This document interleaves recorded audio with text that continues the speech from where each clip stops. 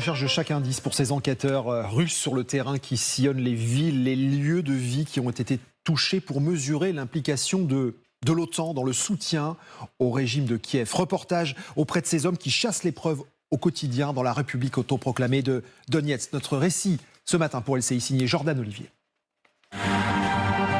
Dans la ville de Donetsk, à une quinzaine de kilomètres de la ligne de front, ces deux hommes font partie du comité d'enquête russe. Leur objectif, mettre en évidence d'éventuels crimes de guerre perpétrés par l'armée ukrainienne. Quand un tir a lieu dans un quartier, nous ne nous déplaçons pas tout de suite. C'est trop dangereux. Nous arrivons sur place une fois le bombardement terminé.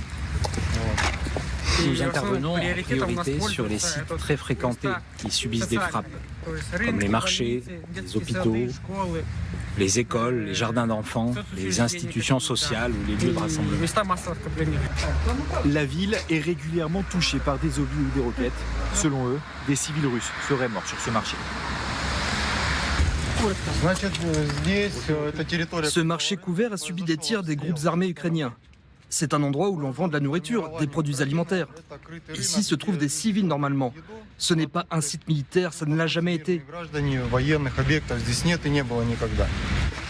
Avec son collègue, Sergueï inspecte chaque recoin à la recherche de preuves. Aucun détail n'est négligé. Nous documentons chaque élément avec des photos et ensuite nous les étudions et les rendons publics via les moyens d'information de la République populaire de Donetsk. De retour au bureau du comité, Sergueï tient à nous montrer des munitions retrouvées sur des lieux où, selon lui, se trouvaient des civils. Il n'hésite pas à pointer du doigt les Occidentaux. Cette partie-là, c'est le moteur d'une roquette LRM, HIMARS. Et ici, on peut voir un numéro qui indique la date de fabrication.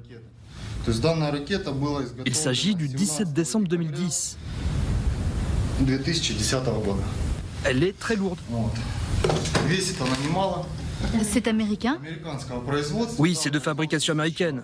Là, c'est un fragment d'une autre roquette qui a également un numéro de série américain. Il s'agissait aussi d'une roquette américaine HIMARS. Des accusations difficilement vérifiables, mais pour la Russie, c'est la preuve que l'OTAN, en fournissant des munitions à l'Ukraine, est pleinement impliquée dans ce conflit. Reportage signé ce matin pour LCI de Jordan Olivier.